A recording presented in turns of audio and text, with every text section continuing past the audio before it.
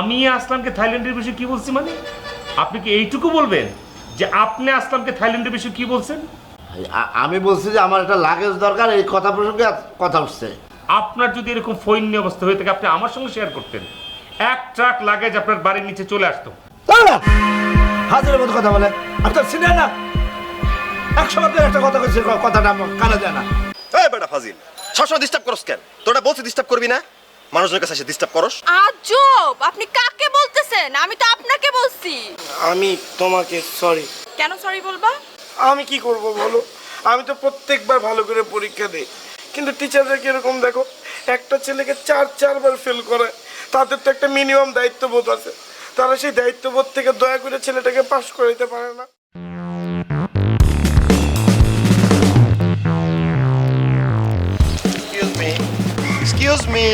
Excuse me ভাইয়া, 780 number বাসাটা কোন দিকে?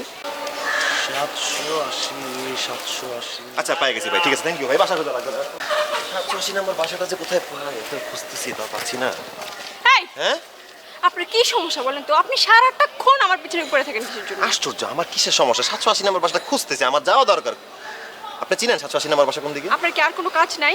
আরে আশ্চর্য কথা, বাসা খোঁজা কি একটা কাজ না? এই মুহূর্তে সবচেয়ে বেশি আমার ইম্পর্টেন্ট কাজ হচ্ছে 780 নাম্বার বাসাটা খুঁজে বের করা। তুমি আমার একটু উপকার করো না? আমি যখন বাসা থেকে বের হই তখন আপনাকে দেখি, বাসা থেকে যখন ঢুকি তখন আপনাকে দেখি। এই, আপনার কি সমস্যা বলেন তো? আপনি কি পড়াশোনা কিছু করেন না? হ্যাঁ, মূর্খ। অবশ্যই আমি একটা শিক্ষিত ছেলে। আমি যদি ইংলিশে কথা বলি তোমার বুঝতে কষ্ট হতে পারে। How are you? Fine, thank you. কষ্ট হচ্ছে বুঝতে? মানে আপনি এটা পুরো বিরক্তকর পারছেন। ও মানে 780 নাম্বার বাসাটা খুঁজতেছি, এইটার মানে আমি নাকি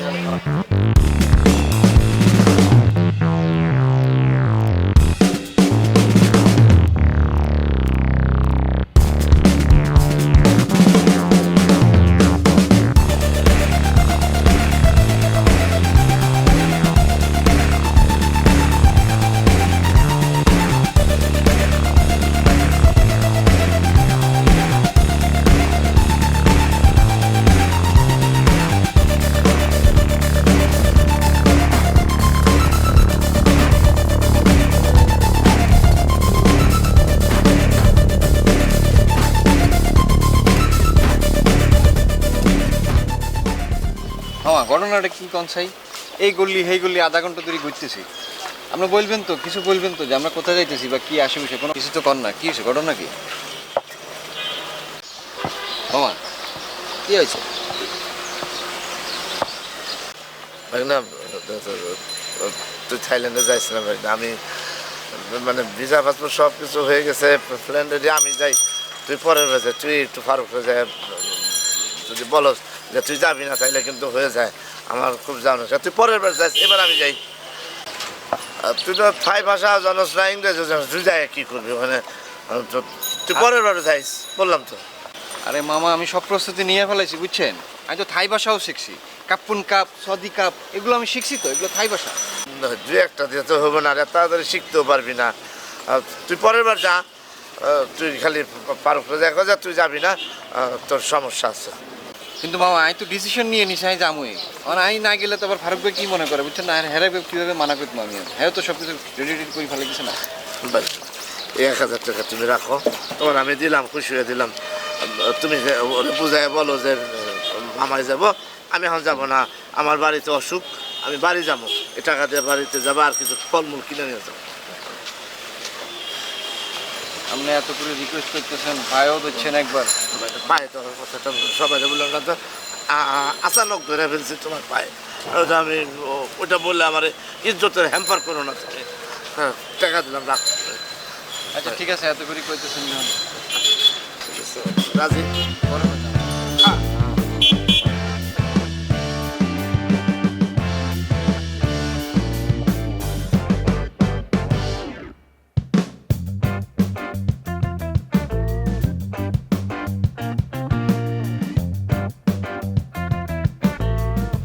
হয়েছে তো, মানে আর কত এইভাবে কেমনে? আমার না মানে আমি আর পারতেছি না। আমি পারতেছি। আমি তো সেটাই চিন্তা করতেছি, তুমি কিভাবে পারতেছো? আমি তোমার ছাড়া থাকতে পারতেছি না, তুমি কিভাবে আমার ছাড়া থাকতে পারতেছো? আমি তোমাকে ছাড়া থাকতে পারতেছি, অনেক ভালো মতন থাকতে পারতেছি। সেটাই তো বুঝতেছি না, কেমনে পারতেছো? তোর কথা শেষ হয়েছে? তোকে আমি একটা কথা বলি, তুমি এখন থেকে আমাকে আপনি করে বলবা। কি? আমি তোমার আপনি করে বলবো মানে কি? মানে কি বলতেছো না বলতেছো এগুলা? ঠিক আছো? তুমি আমাকে বলবা, কারণ তুমি ফেল করতে করতে জুনিয়র হয়ে গেছো। আরে এটা সম্ভব নাকি? আমি কখনো শুনছো একটা বয়ফ্রেন্ড একটা গার্লফ্রেন্ড আপনি করে বলে? এটা সম্ভব? এটা দুনিয়াতে চলে এইভাবে? তুমি আমাকে এখন আপনি করে বলতেছো, আপনি করে বলতে থাকো। এর পরের বছর যদি ভালো রেজাল্ট করো, তখন থেকে আবার তুমি করে বলো। ওকে? মানে এইটা একটা কি বাহানা ধরলো? এখন তোমার আমার আপনি করে বলতে হবে? ধরো আমি পারবো না, এগুলা পারবো না, প্লিজ। আই, তুমি কি আমাকে আপনি করে বলতে পারবা? না, পারবো না। পারবা না? না তাহলে তোমার সাথে আমার কোনো কথা নেই, তুমি যাও এখান থেকে। না, যাবো না আমি। দূর, এটা কেমনে সম্ভব? দূর। কি আজব, যাবা না? না যাও, না। দাঁড়াই থাকো। এই এই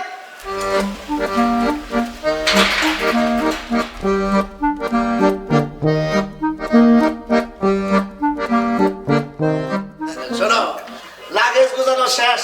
বিরাট একটা ব্রিফকেস, এত বড় লাগেজ, সব কিছু ঢুকে ফেলছি, একদম কাপড় চোপড় যা আছে। এখন শুধু আমি ছোট্ট একটা পার্স কিনবো, সাইডে রাখবো, এটার মধ্যে পাসপোর্ট থাকবে, টিকিট থাকবে, আর কিছু ডলার। Everything is okay. তোমার আমি একটা কথা বলে দিতেছি, তুমি তো একটা ফাউল ধরনের আছো, কোনো রকমের উচ্ছৃঙ্খলতা কিন্তু তার সাথে করবা না। মাত্র 7 দিনের জন্য যাবো, কোনো রকম মারামারি খাইছে যদি করছো, তাহলে কিন্তু খবর আছে। আমারে চিনো না, আমি শক্তের ভক্ত, নরমের জম। মামা, আর একটা রিকোয়েস্ট আছে, আনলে 2টা ভালো ব্র্যান্ডের গেঞ্জি আনবেন, ঠিক আছে? আরে আছে, মাথায় আছে, সব আছে, আনবো আনবো, শুধু গন্ডগোল করবে না। আর শোনো, তোমার জন্য একদম ফ্রিজ ভর্তি করে খাবার আছে, বাড়ি ভর্তি খাবার রাখছি, তোমার খাইতে চাকে টুকায় খায় নেবা। মারামারি খাইছে কিন্তু আমি পছন্দ করবো না। আসবো, যদি দেখি এই ধরনের কোনো কিছু শুনি, তাহলে কিন্তু তোমাদের খবর আছে, পানিশমেন্ট অবধারিত, মনে থাকবে। মামা, হ্যাঁ বলো, কি বলবা? আমার মনে হয় একটা ঝামেলা হয়ে গেল। কি হয়েছে? ফারুক আছে না, ফারুক একটু আগে ব্যাগের মধ্যে কাপড় চোপড় কুচাই নিয়ে বাইরে গেছে। লন্ড্রিতে গেছে কাপড় দিতে? জি না, লন্ড্রিতে যায় না, সে কাপড় চোপড় নিয়ে বাইরে গেছে, আর আমারে বলে গেছে আগামী মাসের 5 তারিখের আগে সে ফিরবে না।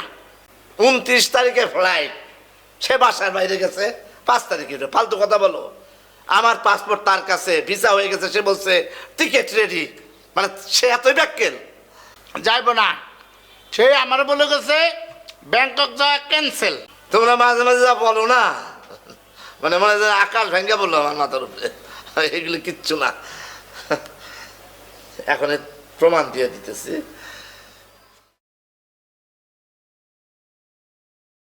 আপনার কণ্ঠিত নম্বরটিতে এই মুহূর্তে ফোন দিয়ে কাজ নাই, একটু পরে আবার মোবাইল তো বন্ধ। আমার বলে গেছে আগামী মাসের 5 তারিখ আগে কোনোভাবে তাকে মোবাইলে পাওয়া যাবে না, বাসায় ফিরবে না। মামা, আপনি যে বলছেন পরে আমার 1000 টাকা দিবেন, ওটা আসলে দেওয়ান লাগতো না, থাক আপনার কাছে।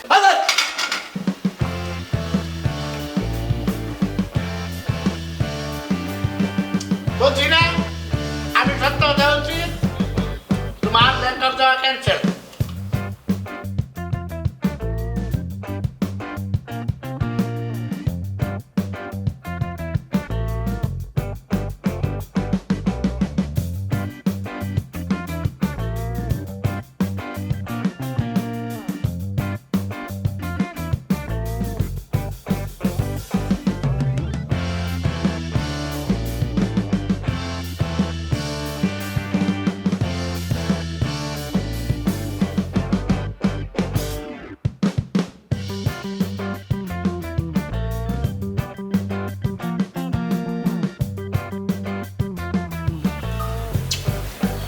যেহেতু থাইল্যান্ড যাওয়া ক্যান্সেল, তোর খাওয়া দাওয়াও ক্যান্সেল।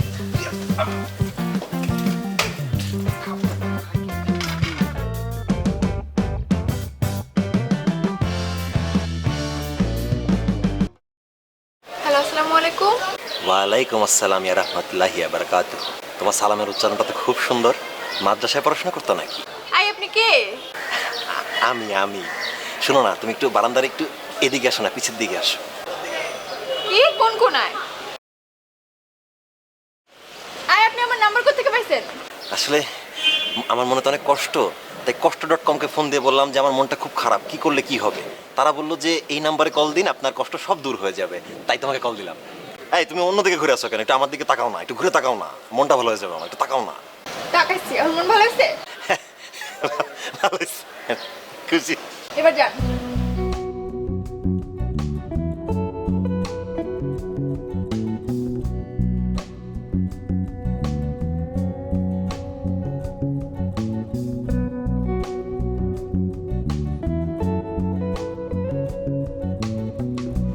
আসি আসি আসি।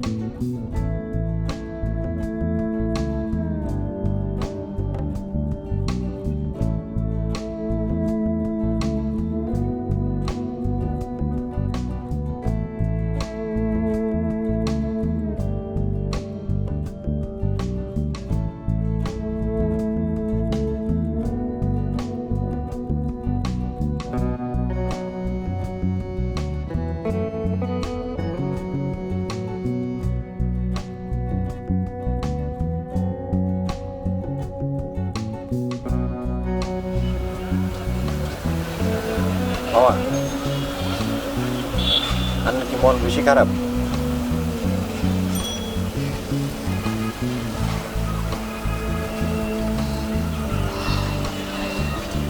আসলাম,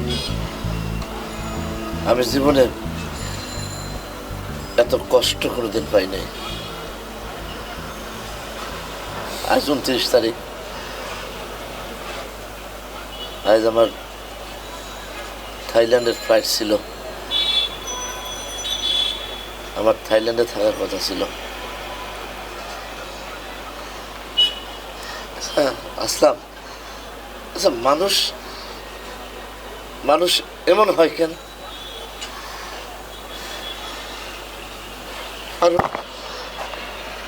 ফারুক আমার সাথে এত বড় প্রতারণাটা করতে পারলো?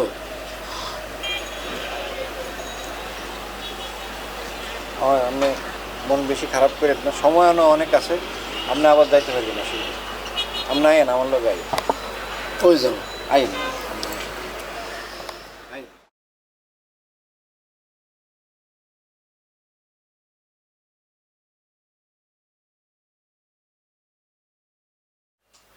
আরে আরে কি, কোথায় যাব? আরে আইন হয়েছেটা কি তো বল, সমস্যা কি তোদের? আমার আপনার কি খুব বেশি মন খারাপ? মন খারাপ করি না। পিটার পিটার তোদের কি মানে মামা, কি? আজকে 29 তারিখ, তোমার বিদেশে যাওয়া হয় না, তাতে কি হয়েছে? আজকে তোমার জন্মদিন, সেই জন্য আমরা দুইজনে মিলে কেক আনছি, তুমি কাটবা নিজের হাতে।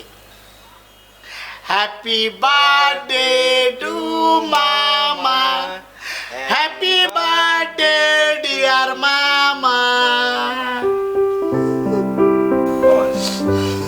মন খারাপ করেন না। ও মন খারাপ করে না বাবা, তোমার মন খারাপ হলে তো আমাদের মন খারাপ হয়।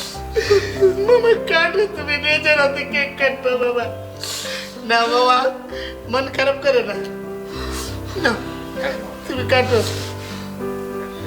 না কাটো মামা। হ্যাপি বার্থডে টু মামা, হ্যাপি বার্থডে ডিয়ার মামা। মামা খাও তুমি খাও। মামার হাতে দাও। মামা আমার আগে খাওয়াই দাও।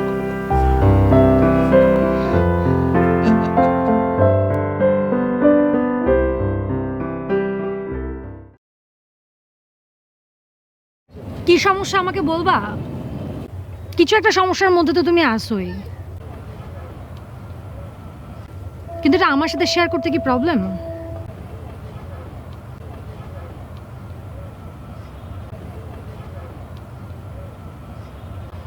আমি আসলে একটু অপরাধ ভোগে ভুগতেছি। তাহলে বলেন শুনি, কি কারণে আপনি আমার ফোন ধরেন না, মেসেজ দিলে রিপ্লাই করেন না, ফোন ব্যাক পর্যন্ত করেন না? বলেন কি সমস্যা শুনি। 6 মাস আগে আমার চাকরিটা চলে গেছে। ওকে, ভালো কথা, চাকরি চলে গেছে, ভালো কথা, কিন্তু আমাকে কেন অ্যাভয়েড করতেছো? এই চাকরি নিয়ে তোমার সঙ্গে আমি এত মিথ্যে কথা বলছি, বলতে বলতে টায়ার্ড হয়ে গেছি। আর আমার হাতের অবস্থা ভালো না। বুঝলাম চাকরি চলে গেছে, একটা চাকরি গেলে আরেকটা চাকরি আসবে, এটা কোনো সমস্যা না, কিন্তু তোমার হাতের অবস্থা ভালো না, এটার তো কারণ বুঝলাম না। এত বছর ধরে তুমি চাকরি করতেছো, তাও তো মাসে না ফেলে দিলে তুমি 40-50 হাজার টাকা তো ইনকাম করতেই, তাই না? হ্যাঁ, কি করতে তো পার মান যদি একটা মানুষ 400-500 টাকা করেও জমায়, তাও তো তোর একটা ভালো অ্যামাউন্টের ব্যাংক ব্যালেন্স হওয়ার কথা। আর তুমি ঢাকায় থাকো, একা মানুষ, একটা একা ছেলের চলতে তো 1,000 টাকা খরচ হওয়ার কথা না। কি করছো টাকা দিয়ে তুমি?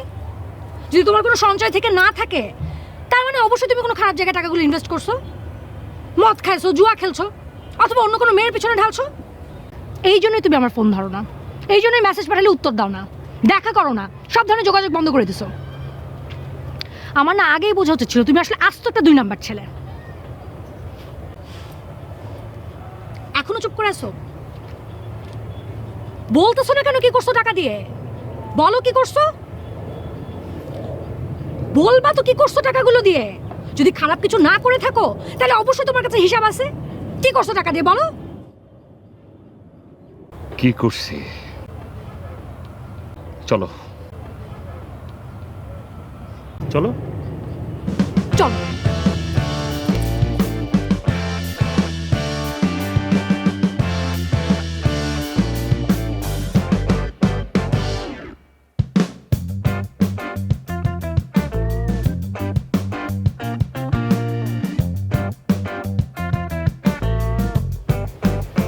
উনি হচ্ছে তোমাদের আপু। আসসালামু আলাইকুম। এই তোরা কি সবাই খাইছিস? জি ভাই খাইছি।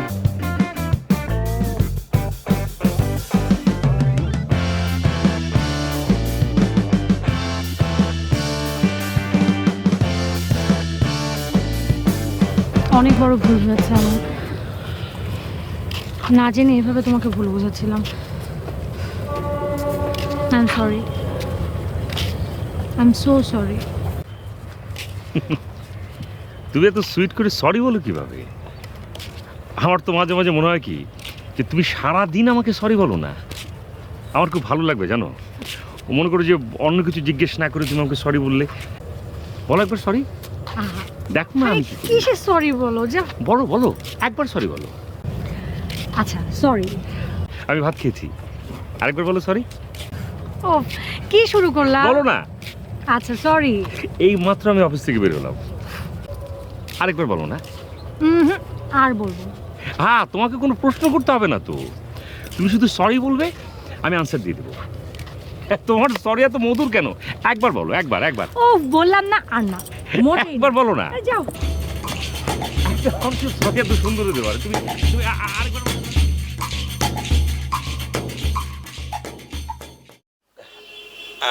আপু আপনার মেয়ে? হ্যাঁ আমার মেয়ে। আন্টি আপনার মেয়ে? আসলাম। হ্যাঁ, মামা তোমার বাজার করার জন্য কত টাকা দিছে? 450 টাকা দিছে। অবশ্যই আমি তোমাদের বাসায় যাবো। আমি তো দরজা খুলবো না। দরজা খুলবা, অনেক কিছু করা হবে। তুমি ভাত এনে দিবা, কাঁচামরিচ লেবু লবণ সবই আমার দিবা, আমি মাখায় খামো, মজা করে তোমার দিকে তাকে হাসবো। জীবনেও না। এখন এই 100 টাকা কি করবা? এটা কি আপনার বেশি লাগছে? কি 100 টাকা খাত? আমাদের তো একটা দারোয়ান, আরেকটা দারোয়ান লাগবে। আমাকে বললো তো সেদিন, ওকে দারোয়ানের চাকরিটা দিয়ে দিই। কি আমা তুমি পাগল হয়ে গেছো? ওরে দারোয়ানের চাকরি দিবা? কোনো দরকার নাই। আসলাম সাবধান, আমার গায়ে একটা ফুলের টোকা পড়ে নাই কোনোদিন। তুমি যদি আমার মারার চেষ্টা করো তাহলে কিন্তু ঠিক হবে না। আর মারলে মারা কোনো সমস্যা নাই, কিন্তু আমার তুমি ডর দেখাবা না।